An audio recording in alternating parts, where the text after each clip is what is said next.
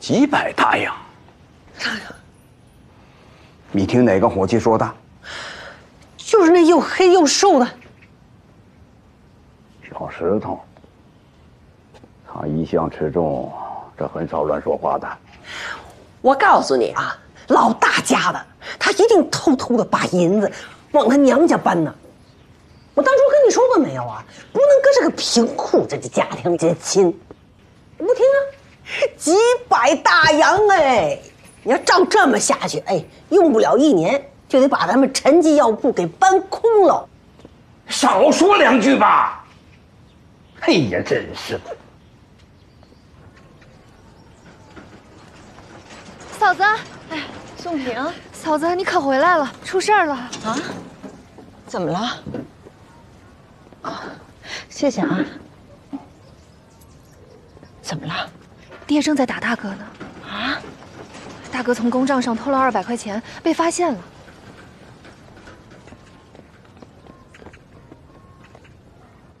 大顺，你可得说实话，那钱是不是你媳妇拿的？不是，跟韶华没关系，是我挪用的。你拿那些钱干什么去了？我那个喝花酒赌钱了。我，别跑来！爹，韶华，这没你什么事，你回屋去。别生气，别生气。韶华，韶华，你老老实实的说哈，你都干了些什么？爹，那200块是大顺挪用的，但他这么做是因为我。韶华，你干嘛呀？我说什么来着？我说什么来着？行，说吧。拿那些钱干什么去了？跟我一起长大的一个姐妹，被坏人所害，沦落到了临芳楼。我想给她赎身，可是我的钱不够，大顺知道了，他想帮我，所以才在公账上借了200块。临芳楼是什么地方？你拿着钱要把那样的人给赎出来，二顺都干不出这种事儿来，荒唐！爹，娘，你们别责骂大顺，这件事因我而起，要打要罚，由我承担。爹，那公款是我挪用的，韶华什么都不知道，要罚就罚我吧。这200块钱你能给要回来吗？娘，您放心，年底之前，我一定能把钱还上。你吃我们陈家，用我们陈家，住我们陈家，你拿什么还？我吃住虽然在家，可是我一直在给家里挣钱呀。就你挣那点散碎银两？爹，今年我跟韶华不分红了。分红？你以为你们那点分红的钱就能填上这个窟窿了吗？那明年也不用分了，什么时候填上，什么时候分。那你那意思，要是如果10年20年都填不上，那这个钱就10年20年都还不上呗？用不了多久的，我说了，年底之前我能把这钱还上。那利息呢？罚金呢？啊？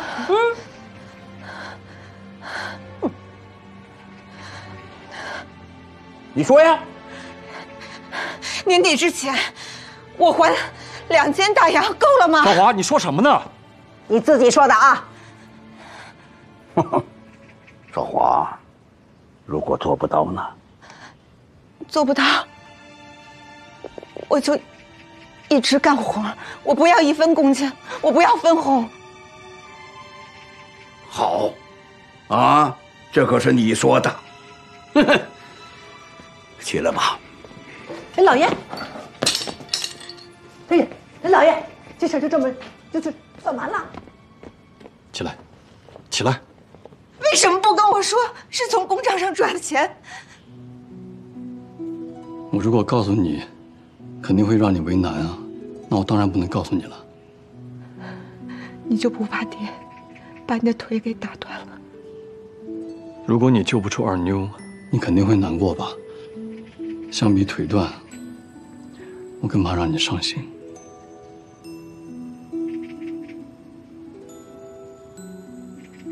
大顺，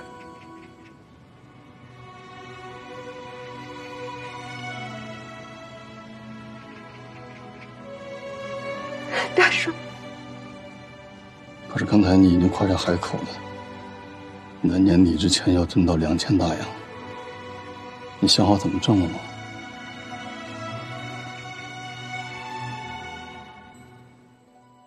哎，您好，这是我们陈记药铺的优待券。您好，我们陈记药铺的优待券。现在我把这玉容膏给擦去哈，是不是比没擦玉容膏的这边更白更嫩了？这夏至呢是阳气最旺的时节，养生就讲究着保护阳气，所以就要用这个5味龙眼羊参制成的护阳宝。哎，您好，您看看我们陈记药铺的优待券，买药可以直接抵钱的。我们这还有玉容粉、美容养颜，您多了解一下哈。现在订购的话，价格还能从优呢。对了，我这儿还有明眸霜，专门擦在眼周的。至于大暑呢，正所谓冬病夏治，这个时节呀，是调养阳虚最好的时节了。这个优待券啊，就是您到了我们陈记药铺买药可以直接抵钱的。我们对老客呢还有折扣。我们陈记药铺啊，诚心对病家服务，老客优待，重道轻财。对了，我们这还有新出的羽绒粉，现在很多女孩子都喜欢的。你如果喜欢，想了解，可以去我们陈记药铺去看一看。您若是有需要的话，啊，可以来我们陈记药铺，或者我们给您送上门都可以的。陈记药铺的优待券，了解一下。注意，切忌辛辣。哎，得嘞，慢走啊！回来了。哎，来，累了吧？哎，今天收获怎么样啊？今儿啊，走了15家，拉了8个新客，卖了15盒羽绒粉，8盒羽绒霜。还行啊。哎，你帮我去看看，到今天为止我赚了多少钱？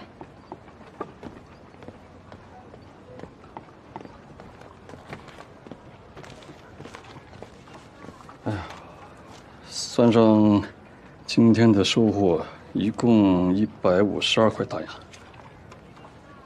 才152？怎么？你不相信我算的账呀？你自己看。不是。哎呦，完了！我跟你说啊，这到年底，我肯定是赚不够那2000大洋。这离年底不还早着吗？可是我能出的招都使完了。没事，不急。再喝点。你说你当时怎么不劝劝我呢？我这一时冲动的，就跟你爹那儿夸下海口。哎呀，大不了，你就给我们家当一辈子不要钱的伙计呗。那不行，那我就亏了。嘿，都是一家人，亏什么亏呀？请问掌柜的在吗？在。哎，您好，先生，请问需要什么？啊，在下北京首元药庄高千一。高掌柜。哎，好惊人啊！今天好吗？哎，怎么回事？怎么回事你？哎呀，松开。老板，拿着，拿着啊，去买点好吃的啊。谢谢好心人。久仰，久仰。哎，不敢不敢，在下呢也是久仰咱们陈记药铺的玉龙粉的威名，今日呢是特地前来取经的。高掌柜谬赞了，来这边请，请。来。这都是我那大儿媳妇啊，她鼓捣出来的玩意儿。哦，竟然是大少奶奶的手笔啊！哎呀，这都是妇人的用品，所以刚才高掌柜您提的这些问题呀，我是真的不甚了了。少华，少华，啊，爹叫你过去。啊。哟，爹，爹，真好真好。哎呀，那就让我这大儿媳妇给高掌柜详细作答。来，见过高掌柜。哎呀，有劳大少奶奶了。不知高掌柜想了解什么呢？啊，据我所知，咱们陈记羽绒粉在这市面上卖得极好。我这次前来发现，咱们除了羽绒粉，又推出了羽绒霜、羽绒液、羽绒膏、羽绒明眸膏，不知这又分别适合用啊？啊，这羽绒液呀，是洗脸时候用的。洗完脸以后，用这玉容霜打底，再擦玉容粉，效果比直接擦玉容粉更胜一筹。如若持之以恒，肤质可长保光洁白皙。如此繁琐？爱美之心，人皆有之，何惧繁琐呀？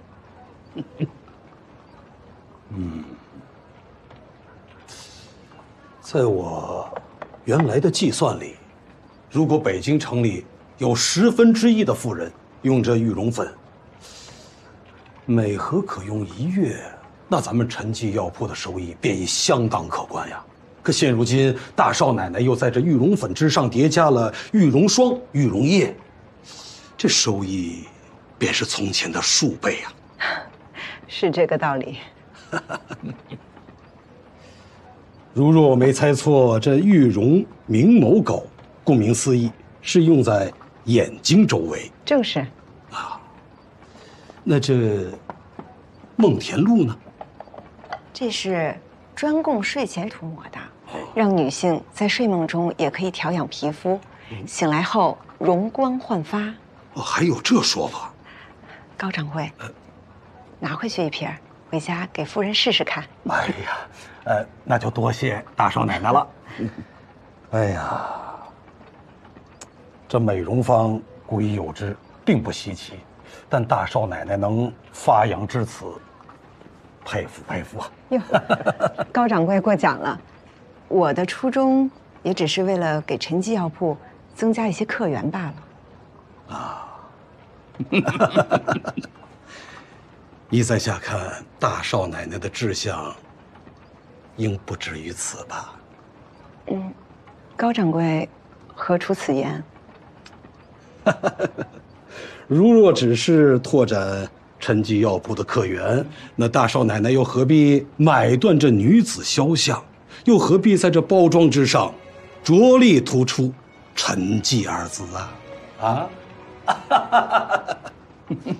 张老板，如若咱们陈记药铺想把这玉容粉系列发扬光大，首元药妆愿助一臂之力。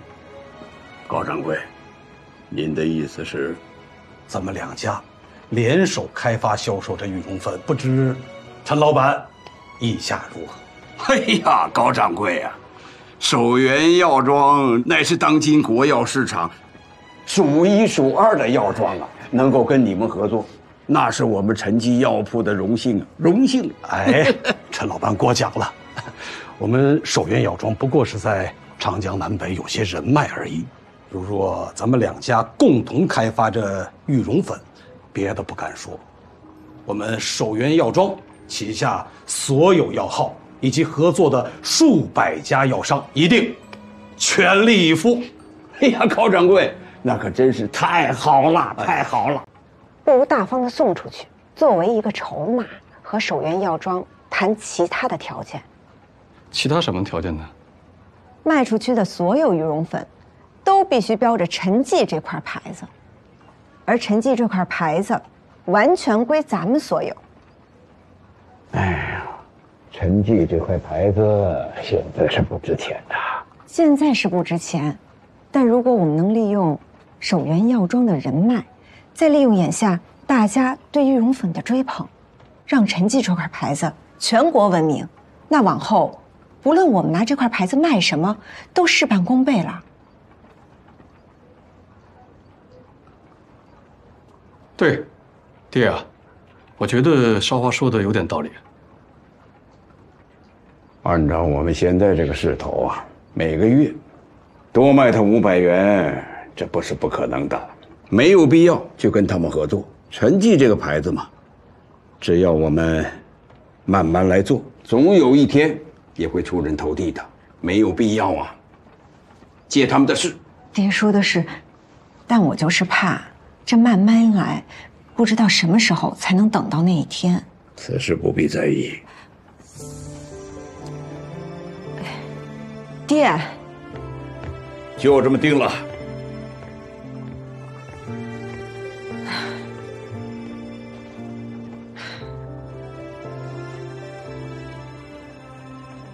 没事吧？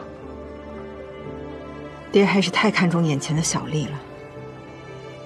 爹肯定有爹的考虑嘛。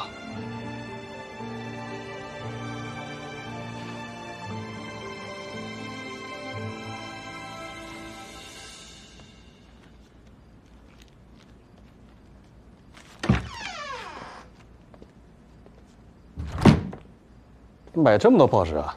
对啊，研究什么呢？南北打仗的事儿。你怎么突然对打仗的事情感兴趣了？你今天没听那高掌柜说吗？首元药庄和上海田家因为那张军需订单已经打得不亦乐乎了。那又怎么样呀？鹬蚌相争，渔翁得利啊。首元药庄啊，和上海田家那可不是鹬和蚌，那是药材行一北一南的2户大家。我们陈记药铺呢，也不是渔翁，是小米小虾，他们是成天打架，我们这些凡人啊，只管顾好碗里的那点食儿就够了。你的格局怎么那么小啊？轩轩都笑你了。但是呢，你研究打仗的事情啊，你不能光看北京的报纸，你还要看上海的报纸。上海的报纸？明天我去给你找找那个《民国日报》《申报》，你要对两边的情况都得了解，你才能对这个局势有个全面的了解。啊，你怎么对上海的报纸也了解啊？还有啊，有几个记者呢写的文章特别有见地，你也得去看一看。好。大顺，我收回我刚才那句话，你格局一点都不小。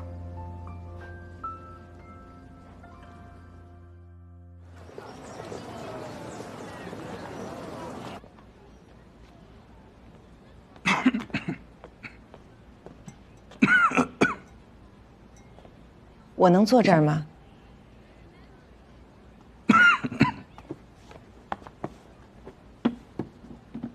您好，我是陈记药铺的楚朝华。你这找错人了吧？若是为了利，那肯定是要找徐特使和兰主任；若是在取利之外，还想济世救人的话，那只能是找您商副官了。嗯，看不出来你还挺会说话呀。这是我们陈记药铺的报价单，商副官，您看了就知道，我们陈记药铺不光会说话，更会做事。哎，账单。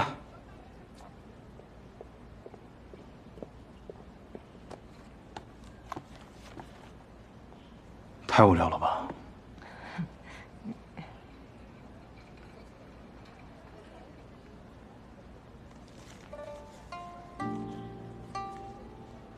你们这是根据不同的伤情调了不同的药包啊？同样是止血止痛，伤处不同，所用药材那也是有差别的。就譬如之前商副官即被中枪，如果能及时用上我们的正骨药包，必定不会落下下雨天肿痛的病根儿。你是怎么知道我之前几辈曾经中枪，又是怎么知道我有这个病根呢？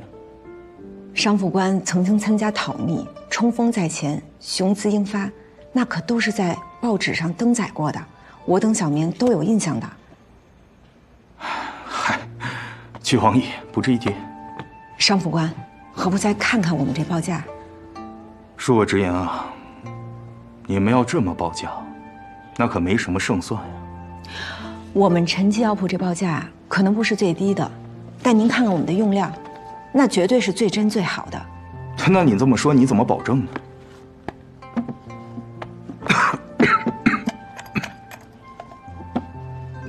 签约之日，附赠样品。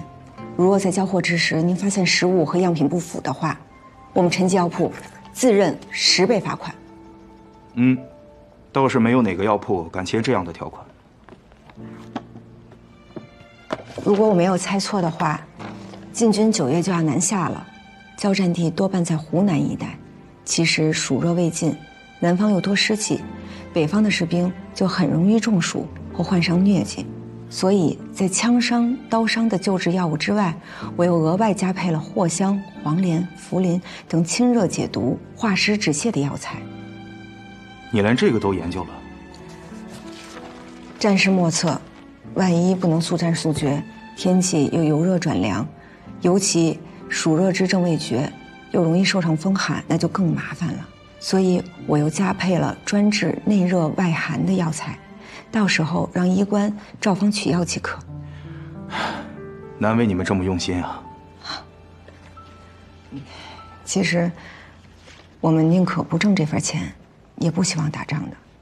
但是国家大事，不由我们决定。我们唯一能做的，就是希望士兵尽量不要受伤。万一受了伤，至少能够得到最及时、最有效的救助，将伤痛减轻。要是所有人呀，都能像你们这么想就好了。可那些人呢？他们想的就是他们的回扣，他们的利润，而这些在前线打仗士兵的生死，他们根本就不在乎。商副官，难道就不能为前线士兵再争取一下？我吗？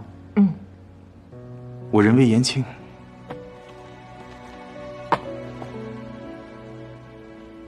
可最终上战场的，那都是你的兄弟。我就跟你实话实说吧，虽然现在这批订单还没有最后的结果，可徐特使呢订了首源药庄，而蓝主任呢看中了上海的田氏药号。就算你们这些药商再有实力，再有诚意，没希望的。我明白了，但是我希望，最终不管是哪家药铺拿下订单，都可以照着这个标准做，不为别的，就是希望多几个战士能在战场上活下来。谢谢。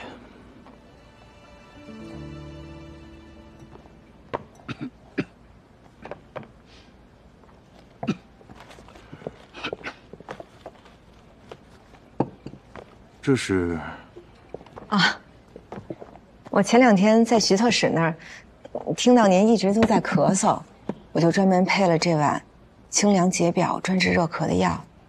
商副官，虽然第一次见面，但您若信我的话，可以试试。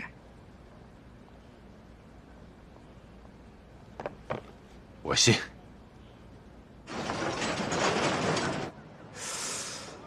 这事儿有点难办呐。嗨，这事儿啊，要是别人来办，那确实是很难办。但是您赵老大来办的话，那就是信手拈来。这话我爱听。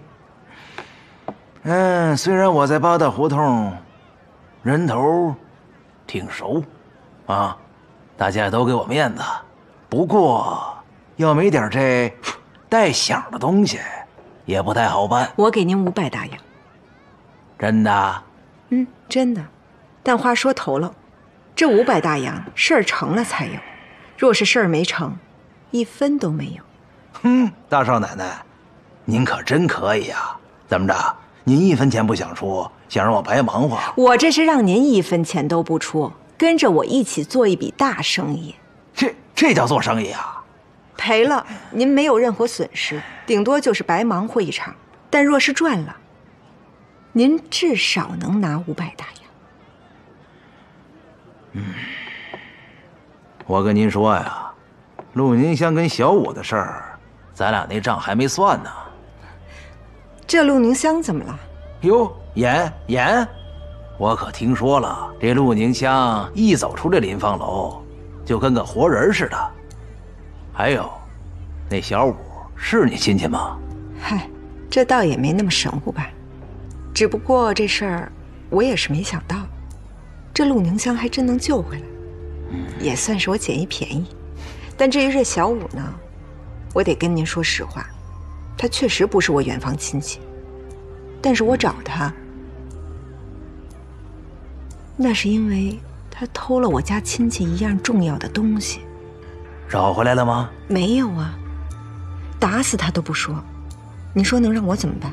哎，对了，赵老大，要不您问问他，您要是出手，他肯定不敢不说。这东西若是找到了，这赏金，咱俩1人1半。多少啊？ 2500大洋。看着我眼睛，再说一遍。哟，您非得让外面人听见是不是？2500大洋，总算跟我说了句实话。这在您面前我不敢说谎，不是？哎，小五这事儿嘛，咱们先放一边吧。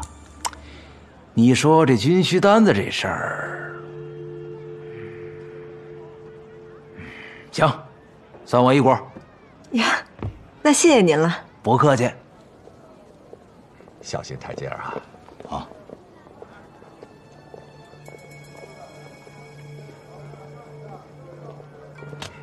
请。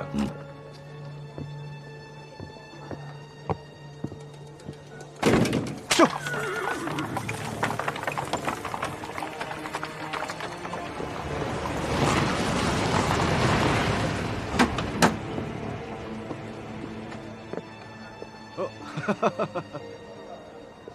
来，请。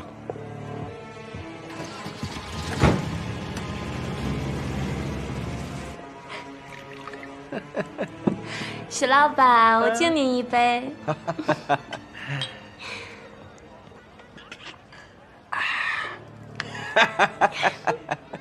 许老板酒量真好。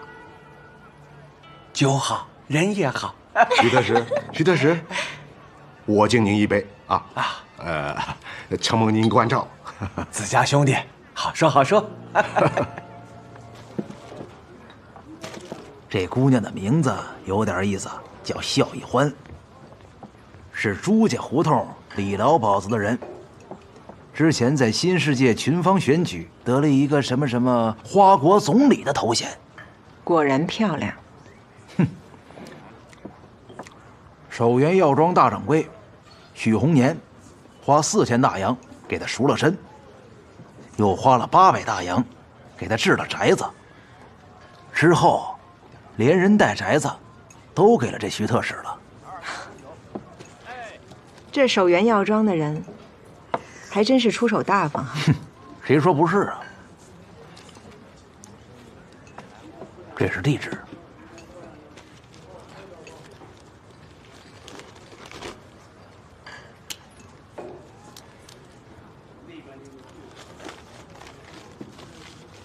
赵老大，让我怎么谢谢您呢？您客气了不是？咱两清了。您喝茶。哎。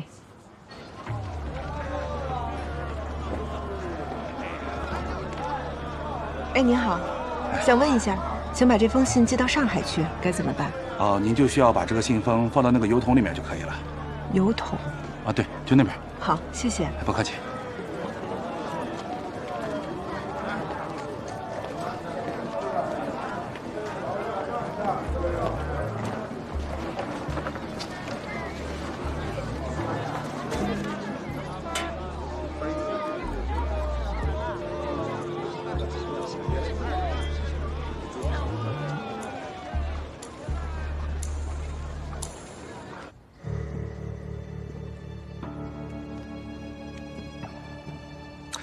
这可怎么办呢？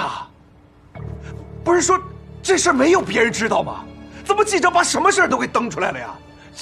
我，哎呀，我这回去怎么和督军交代呀？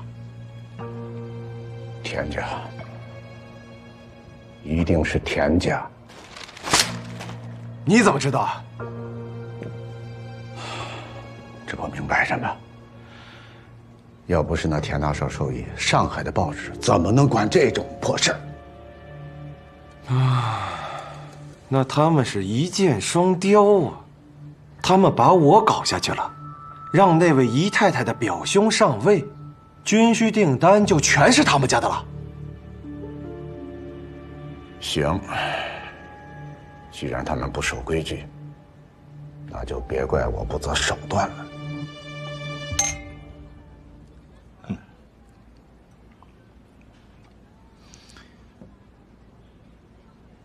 我已经将那份申报派人送回山西了。严督军生平最恨的就是贪腐，你等着吧，不出3天，某人就得灰溜溜的收拾行李回家种地了。那兰主任，咱们之间的合同签，立刻就签。那就谢谢兰主任了。哎呀，我还得感谢你呢。竟然想出这么一招。什么招？二拜高堂，夫妻对拜。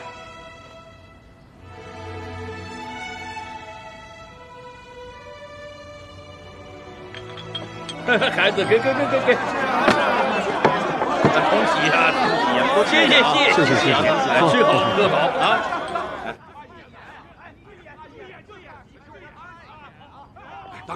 大哥，好了，小子，别闹，就看一眼，就看一眼，好，他们小，好嘞，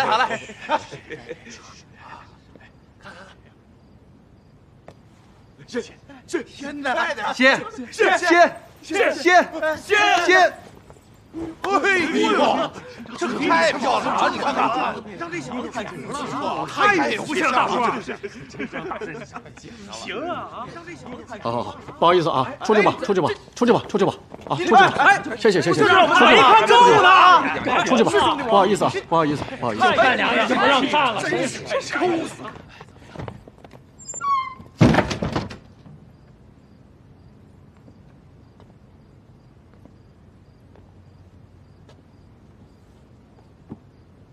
累了吧？喝水吧。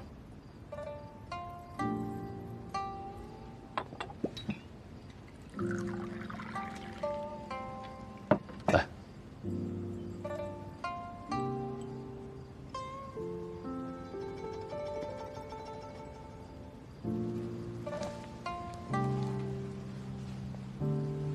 少华，说出来你可能不相信。我在齐州药市见过你之后，我就在盼着今天。我们在药市见过。果然不记得了。唐记药铺，假黄芪。哦，你是那个黄芪买家。对，我当时特别后悔。我当时忘了问一下你，姓氏名谁，家住哪里？我以为我这辈子都见不着你了，没想到跟我定亲的居然是你。我也没想到。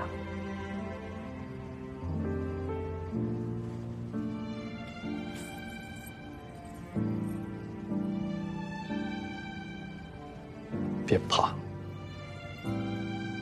你放心吧，我这辈子都会对你好的，我发誓。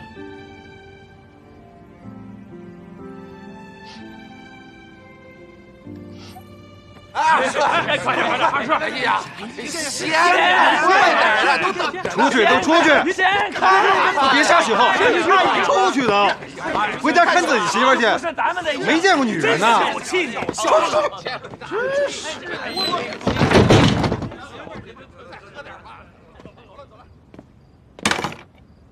自己先吧，又不是没见过。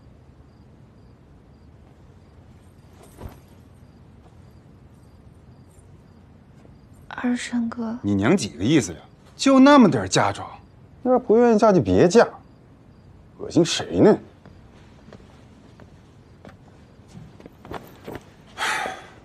脱鞋。啊。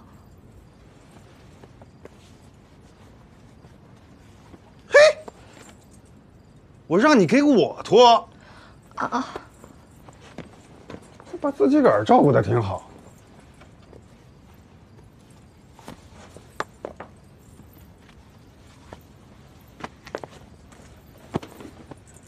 自己反省反省吧。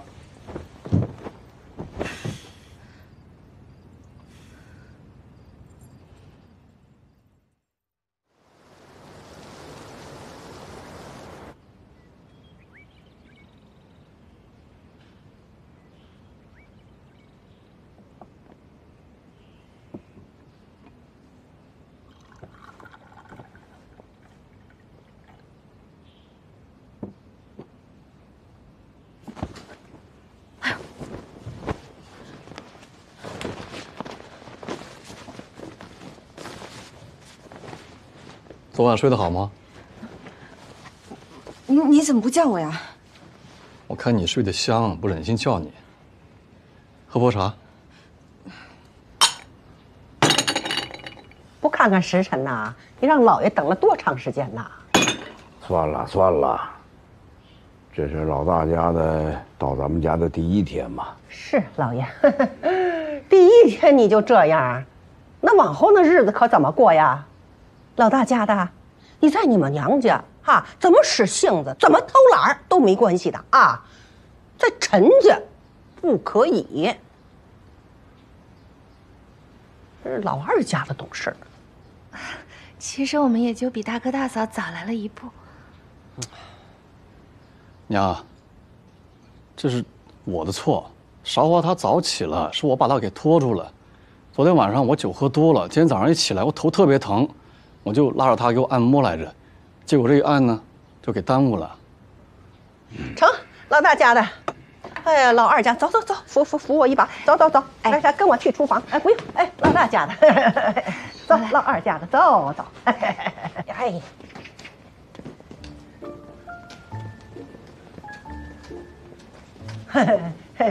以后啊，咱们这一大家子的人呢，吃啊喝呀就由你们2个人来张罗，1人1天也行。这个今天谁先张罗呀？我来。我看啊，老大家的先来。行，娘。那赶紧的把早饭做出来。娘，那个您看，我跟2弟妹刚进门，家里吃饭都是什么章程啊？您和爹都好什么口味儿？还请娘指点。你在你娘家不吃早饭吗？但是都一样。别愣着了啊！把这柴火烧起来。行，这种围裙老大家的，上外边抱一捆柴火去。娘。您刚说把这柴火烧起来，这不是有吗？让你抱你就去抱。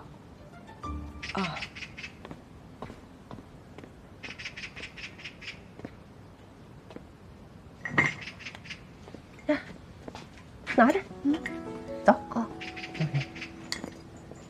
你这快点。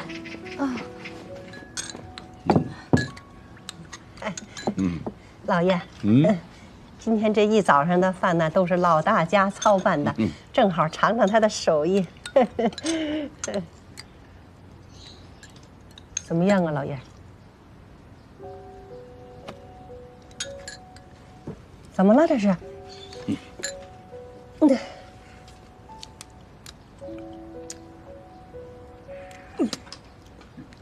你这是要把卖盐的给打死呀？哎呀，这一大早呢，别给老爷添堵啊！你这头一回啊！你要天天这样的日子。爹，这事儿怪我忘了跟那个韶华说了。这个爹呢，从每天早上都从来是吃这个甜口的，我给忘了。爹，其实我还没来得及说呢，我专门给您做了甜口的。还有吗？对，我去给您拿去啊。哎，做了，还有甜口。哎呀，来，爹。哦，您看。哎呀，南瓜饼。水果粥。酒酿丸子。哎呀，山药红豆沙。全是给您的，都是甜口啊。哎呀，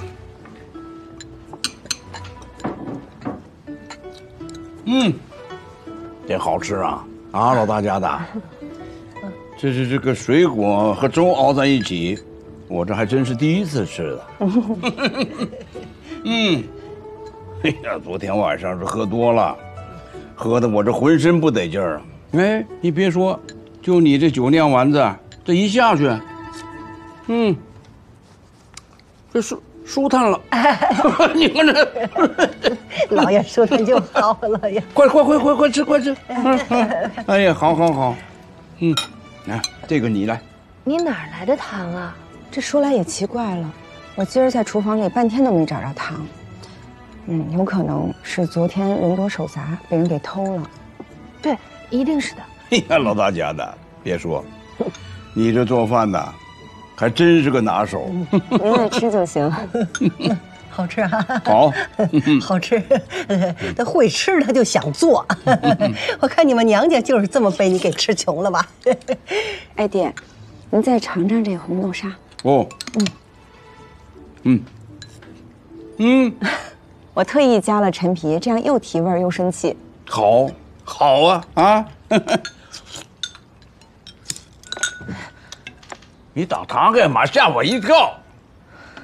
这是人嫂子专门给爹做的，我这看半天了也没敢吃，你配吃啊？吃了也没见你长肉啊，这不糟蹋粮食吗？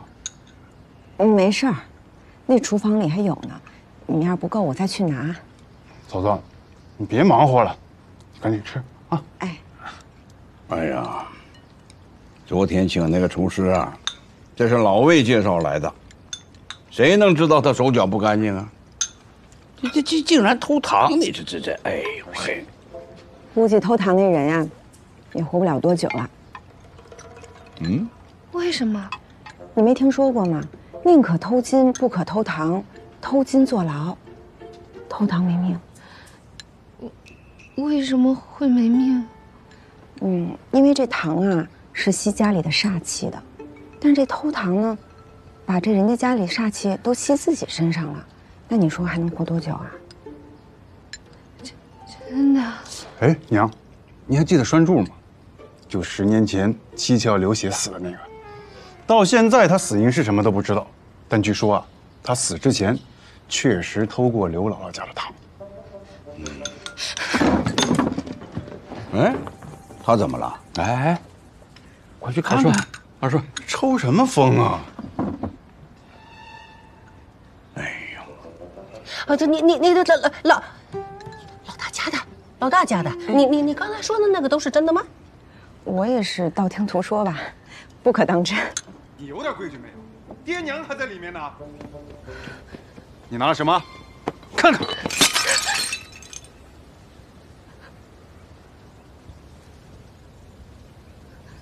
原来偷糖的人是你呀！我没偷。合着你上我们家连吃带拿来了是吧？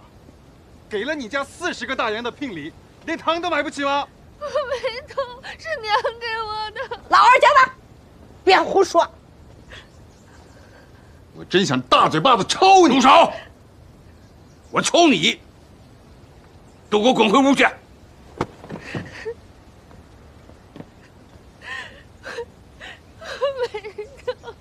爹，别生气。老爷，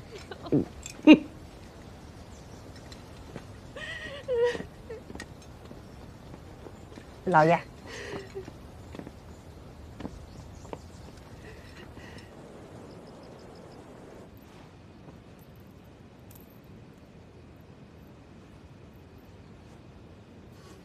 我又不吃了你。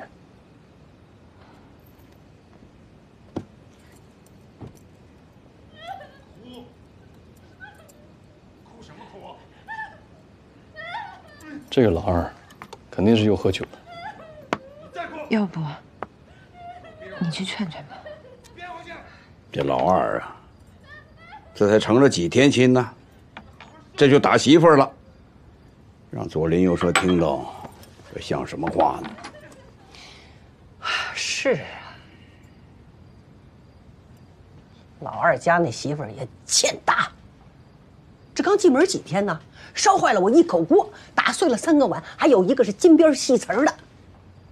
今天又弄倒了1瓶子油，至少有半斤，全都洒在地上了。哎，这可是你自己亲自挑选的啊，你娘家侄女。我是啊，可是我不知道他笨成这样。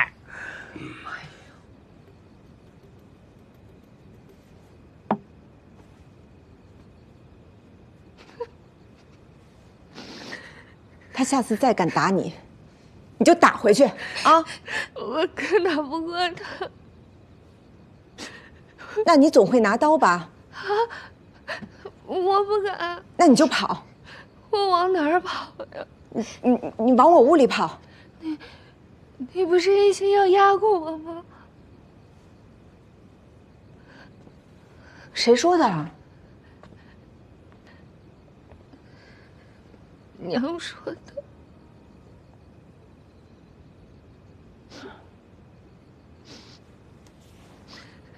宋平，咱俩曾经不认识，但是同一天进的陈家门，这就好比是姐妹了。姐妹之间，最重要的就是互敬互爱，相互照顾，根本就不需要谁压谁一头，明白吗？明白了。放心回去吧，我刚才说到了啊。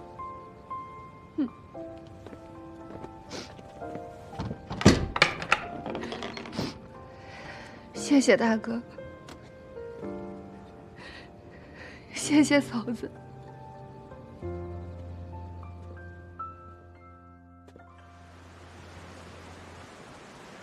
这是我跟你爹呀，我们给你们两个呀各准备的一份点心啊，都是一样的，带回家给娘家人尝尝，也算是我跟你爹的一份心意啊。谢谢娘。嫂子，给，这是给你的，不是都一样吗？谢谢啊。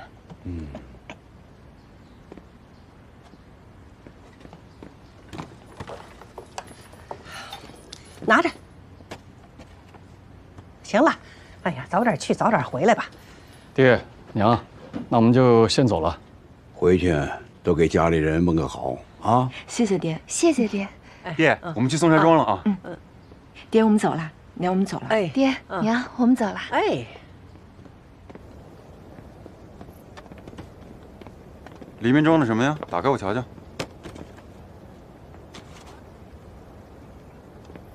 哼，好运连连。你咋想的？把这盒给我。不是你说的吗？要互敬互爱。你是嫂子，当然要先敬你了。是这样啊。少动那些鬼心眼子吧。这就个穷娘家，你就是给她好东西也是浪费。你们娘家都有，你瞧瞧你们家赔的那小嫁妆，我都没脸说。娘，哥呢？你哥买种子去了，马上就回来。种子？咱们家都没田了，还买什么种子呀？你不知道啊？大顺帮忙把你哥当出去的地又给赎回来了。喝水啊，坐坐坐。谢谢嫂子。妹，姑爷和韶华回来了。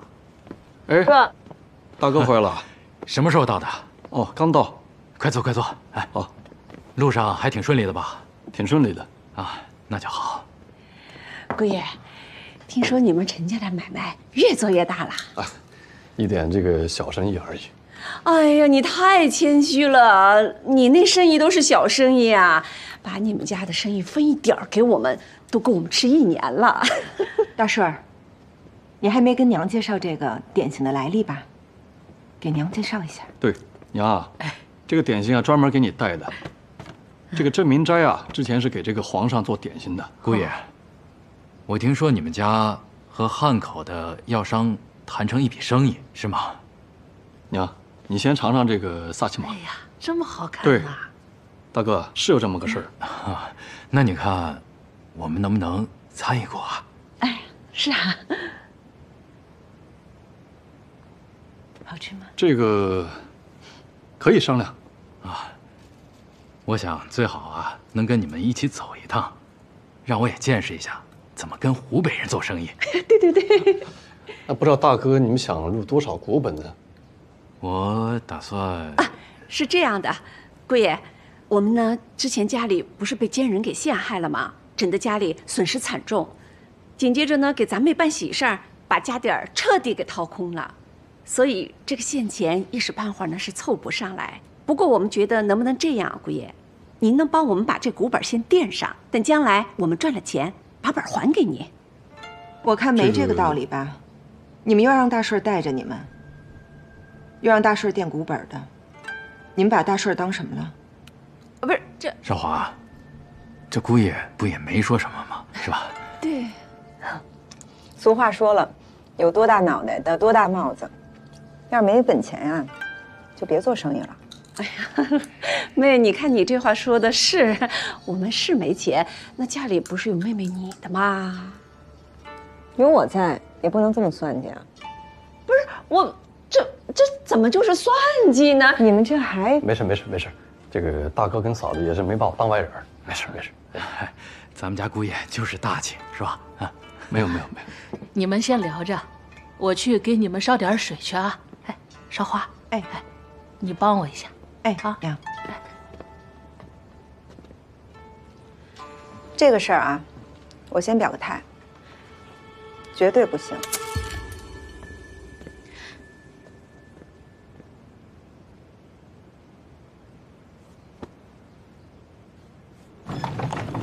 你刚才给了我大哥多少钱？6个大洋。平白无故的，干嘛要给他这么多钱？他不是你大哥吗？那你帮我娘家把田赎回来那件事儿，为什么不告诉我？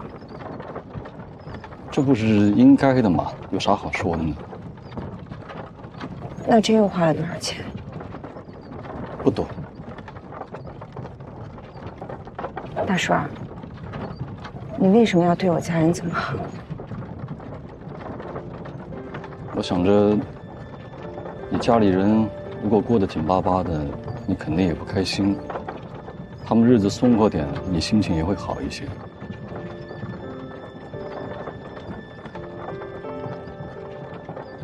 谢谢。你这话就有点见外了啊，都是一家人。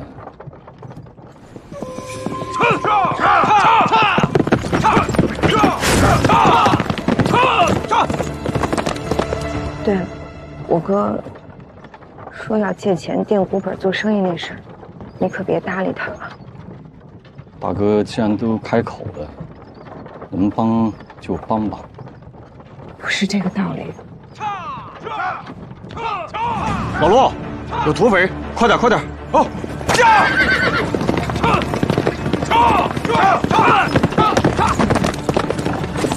驾！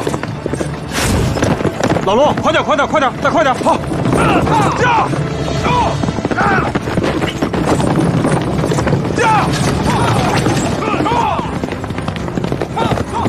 驾！快点！快点，老罗！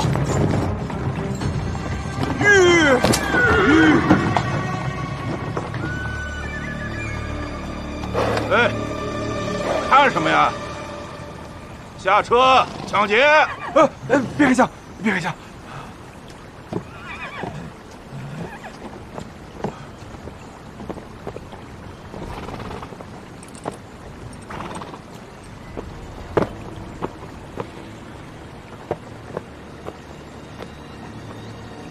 大爷，我就是个赶车的，我没钱，我什么都没有啊！他娘的穷鬼！大婶，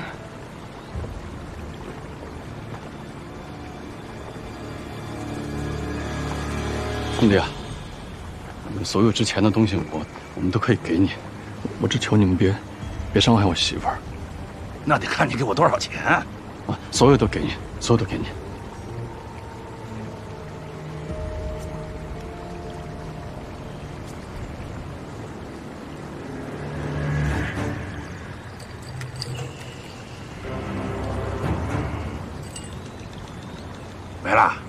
没了，没了。哎，别动！你的呢？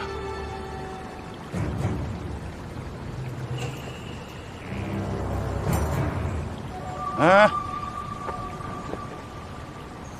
我们是抢劫，又不是要饭，你太不尊重土匪了。没有了？没了，真没了。不行，你们可以送我们身上，没了。行，走吧，这娘们儿归你了。谢谢大哥。兄弟，不是说好了别动我媳妇儿吗？兄弟，小娘们儿，让哥来好好伺候你。别动！我去！大婶，哎，别动我媳妇儿！大婶，别打了！别动我媳妇！大师，别动！大师，别打！少往回跑！大师，别打了！别打了！别打了！大师，别打了！别动！放开我男人！别动！让他们把枪都放下。把枪放下！放下！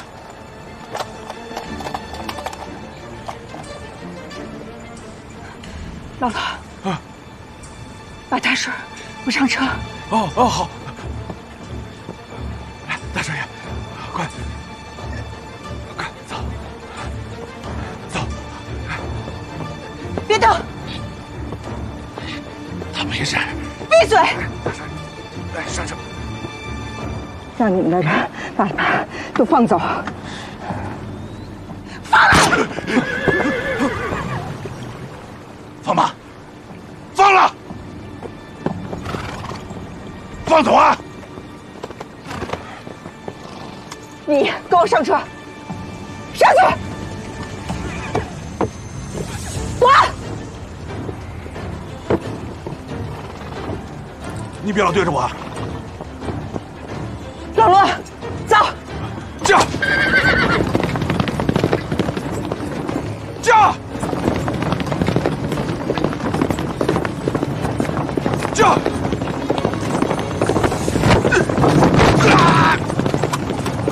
大帅，挺住！你快要到家了，老罗，快！好，驾！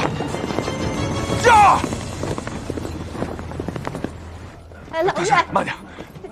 啊，大顺，少爷，大帅，这是怎么了？这是怎么会这样？这是，哎呀，慢着，慢着，慢着！老大师，老大家的，这是怎么了？这是扶着，哎呀，老爷，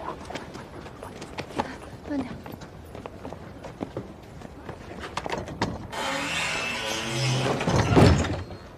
菩萨保佑我的大顺儿，菩萨保佑啊！阿弥陀佛。大哥不会死吧？皮痒痒了是吧？喊什么喊什么？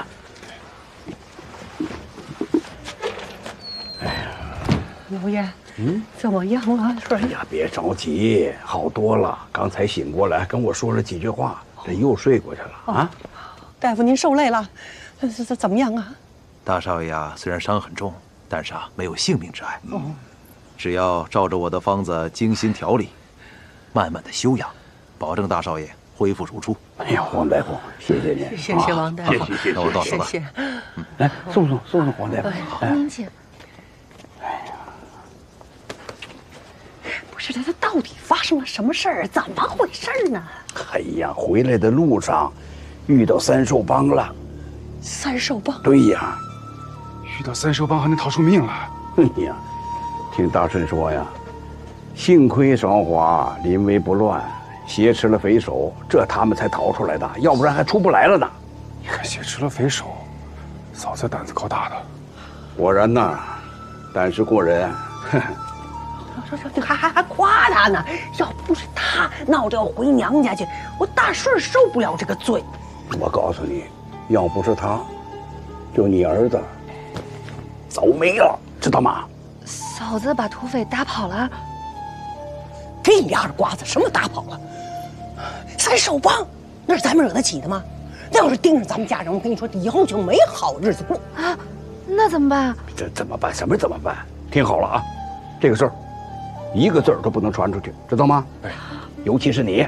知道爹。马夫呢？在门口候着。打点一下，赶快。你还站这儿？哎，好。行了，没什么事儿。行了，走。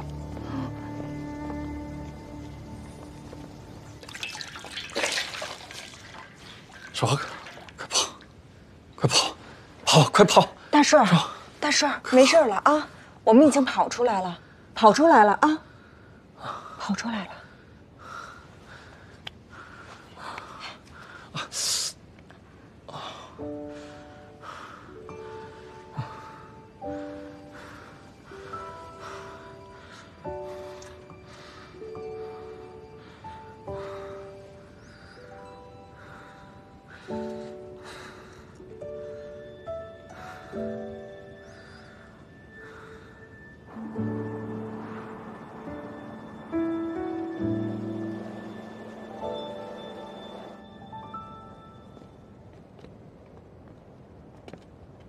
最近有没有什么风声啊？爹，没有。哦，上回我给了车夫老罗3个大洋，也跟他说了其中的利害关系，他保证了绝对不把大哥大嫂遇到土匪的事儿说出去。看这样子，初8就可以出发了，让你娘准备行李吧。等我去了北京，我一定要努力挣钱，把你想要的全都给你买回来。我想要的，你都愿意给吗？对呀，这天上飞的、地上爬的、水里游的，只要你说出来，我都努力给你办。那如果我说我想要离开这里，我想去看看外面的世界呢？外面的世界？难道你不想要胭脂水粉、绸缎首饰？我只想做事。做什么事啊？做男人能做的事，做大事。大顺啊，你觉得怎么样了？没事了。哎呦，哎呀，这叫没事了，这都没好利索。爹，我这回北京后就要开始忙活了。我怕那个有些活可能我这个伤适应不过来。那个你看，能不能让韶华跟着一道过去啊？他能干什么？那能干的多了呀。你看，一来我跟爹就有自己人照应了呀。这二来，你看之前我跟爹在这个店铺里忙活，在家里要洗洗涮涮，以及这个掌柜、伙计的吃食，都交给这个房东太太打理了。韶华去了，这不就省下一大笔钱吗？不行，家里的规矩都还没学会呢，进了北京城你也是给我丢人现眼去。不行啊，不行就全家一块儿去。都去啊？这都去，那得多大开销啊！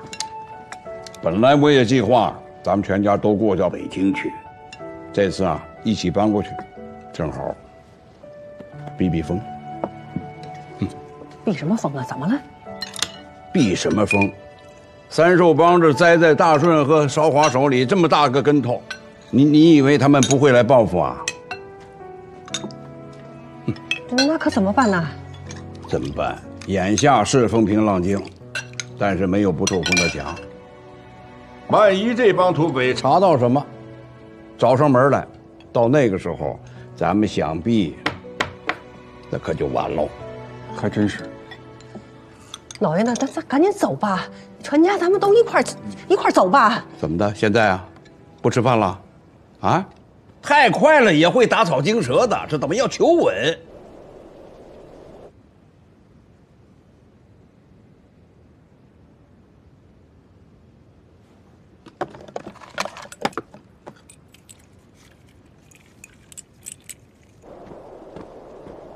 嫂子，你要出去吗？嫂子去哪儿啊？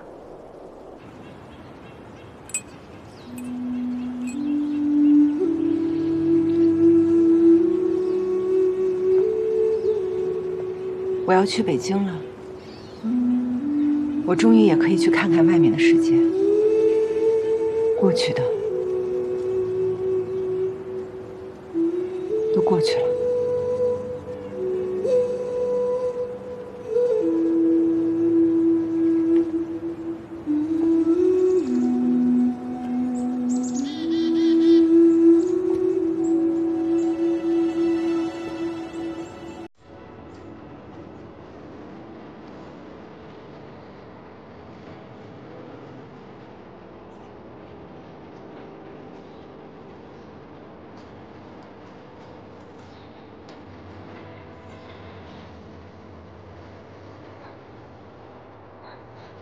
韶华，还活着。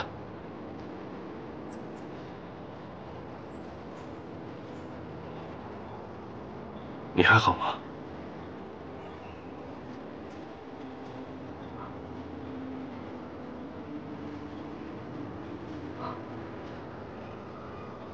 哇，很好，非常好。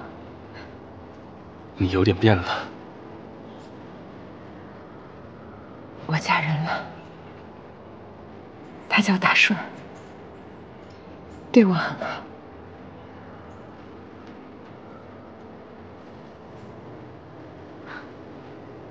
那就好。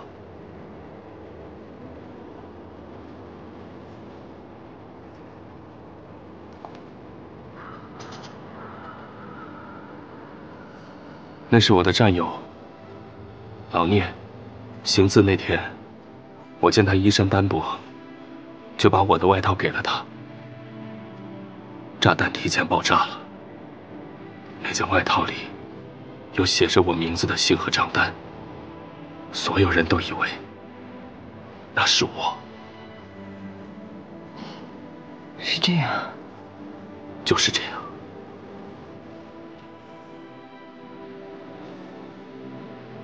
我要去北京了。